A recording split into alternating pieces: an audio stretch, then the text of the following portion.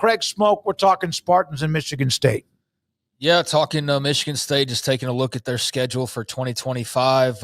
Got Jonathan Smith back at the helm, Aiden Childs back at quarterback, and a lot of promise compared to, I think, this time a year ago. But how does the schedule play out for them? And obviously, they're not an exact science here, but you can kind of get a little bit of an idea of what a team's facing based on the on-paper exercise that we're doing here. So last year, not a lot to write home about. 5-7 overall. Did get close to making a bowl game there in year number one, but finished 3-6 in the Big Ten. But that chance to make a bowl game there at the end, instead, a blowout loss at home to Rutgers to end the season. That's the last time we saw Sparty, was finishing 5-7 and walking away from their home field with the pretty bad whooping on their hands. So now what does it look like in 2025 with their schedule? Things will start off for Michigan State coming up on, August the 30th is when their season kicks off, as they will take on Western Michigan at home. Should be a win there in game number one. September the 6th, they get Boston College and a little Big Ten ACC action there.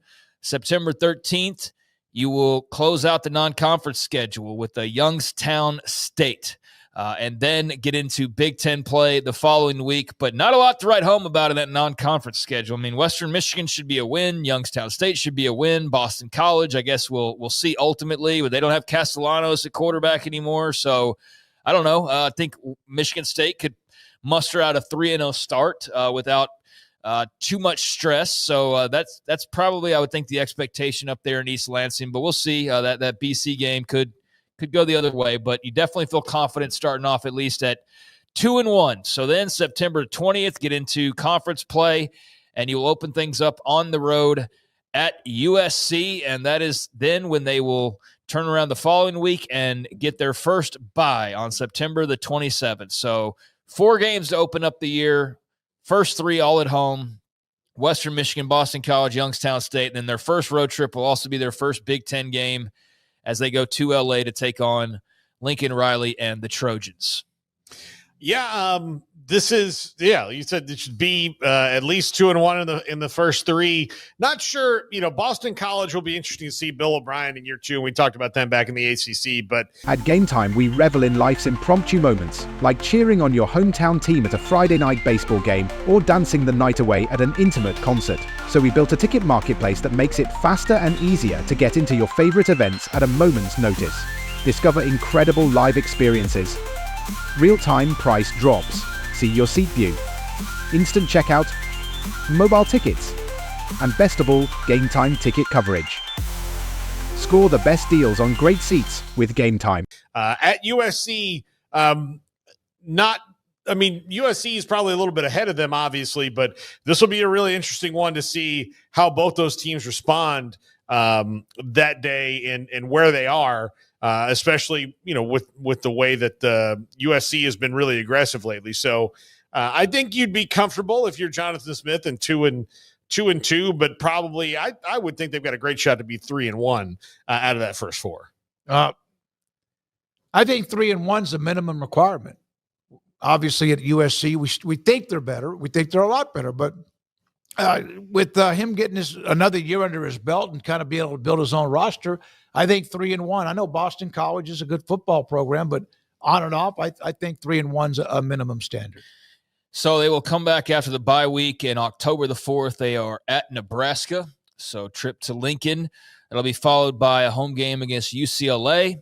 Then go to Indiana on October the 18th, Michigan at home on October the 25th, and then they close out their second stretch of the 2025 schedule before they get that second and final bye week. They will play at Minnesota. So that second frame at Nebraska, UCLA at home, at Indiana, Michigan at home, at Minnesota, and at Nebraska. I mean, that's not impossible. I just watched Nebraska lose at home to Illinois last year in person. So that's not something they can't not do. UCLA, I don't have high hopes, Nico or not, for them this year. It just feels like dysfunctional as all get out, and I don't know that all the pieces fit together just yet. Indiana, that'll be tough. Michigan, that'll be tough. At Minnesota. This is a stretch where you're going to, I think, kind of set yourself up. How many games do we need to win, if any, to make a bowl game in these final 3 when we get back from our second bye week? I think they should be in good shape after the first frame, obviously. Can they get 2 or 3 wins here and then already be bowl eligible before they even hit that second bye week? That would be the dream. But definitely some games you think they're going to eat some losses, like Michigan, for example. But I don't know. How do you guys feel about that? 5-7 last year. They don't have too much room for error. He's got to get them in the bowl. No, it's especially with Indiana, Michigan, Penn State, Iowa, all in a 6-week period, kind of there with the bye week. So the back part of the schedule is really, really tough. And geez, like you gotta, if they lose that Nebraska game. Excuse me? If they lose that Nebraska game, when they lose that Nebraska game, I'm sorry. Right. When they lose that Nebraska game, especially if they've just taken a loss to USC, that's going to put them on a path where you better hope Indiana looks like Indiana again. You better hope Michigan isn't as good as isn't better than last year. Yeah, I'm just assuming Indiana's going to be good now. They should be. No, but, I agree, Craig. They're not going to be a playoff team, probably. I think Cignetti has proven that when he wins, then he wins consistently. Google him. I said. Yes, so that's exactly right. But then you've got Penn State and Iowa back-to-back. We haven't gotten to that part, but this is tough. You better come through and win a couple that you maybe are not favored in. Otherwise, you're going to be 5-7 again. So they come back from that bye week. We'll see where they are, if they have 6 wins or not already, or if they need 1 or 2 in the final 3. But November 15th, the work cut out for them, get Penn State, although that game is at home in East Lansing. Then November 22nd at Iowa, which is no gimme either. And then the team that I talked about earlier that seem to forget about quite often is November 29th, a home game against Maryland. So Penn State and Maryland at home with a trip to Iowa sandwiched in between is how their final 3 games will play out following that last bye week. So 7 home games, 5 on the road, which seems like everybody's got that set up, even though I know that's not the case, but it feels that way.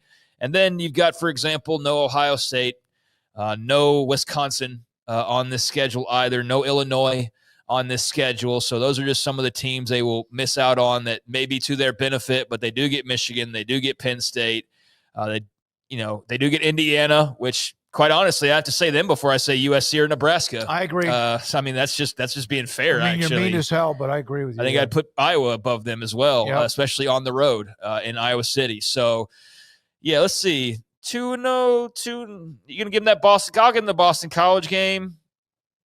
3. I think they can make a bowl game. I think that's very realistic. I think that's definitely manageable with the schedule, but I do think it could be kind of cutting it close, especially if you were to stumble against BC early on in week 2, then you're kind of maybe digging a little bit of a hole. But I don't know. I could definitely see them getting bowl eligible. That should be bare minimum the expectation. So there you go. Like I said, no Buckeyes, no Illini, no Badgers, and then other teams like Northwestern, for example, not on the schedule either. But still pretty salty, not bad. And some fun games for the home fans. You get Michigan and Penn State both at home this year. So if you're buying season tickets, that's got to be a plus for you. And then the road games, you get some fun spots. You get to go out to L.A., although not the nicer part of L.A., like when you go to UCLA. You get to go to USC instead, Nebraska, Indiana, etc. So there you go. There's Sparty for 2025. Have you all ever stared? No, yeah. I have. Have you ever, I know Emory has been. Have you ever stared at just the Big Ten standings? No. How in the hell? It's hard to just put your hands around the 18 teams. I mean, you could get into a slide and you may never get back from like the bottom 4. We'll see. They don't play. Now I'm staring like everybody does, right? At the Big Ten standings, because we all do that from time to time. Purdue's another team they don't play this year. Northwestern, I mentioned. Wisconsin, I mentioned. They don't play Washington. They don't play Rutgers. Well, I mean, they're not going to play. No play Illinois. 9 teams. Don't play Oregon.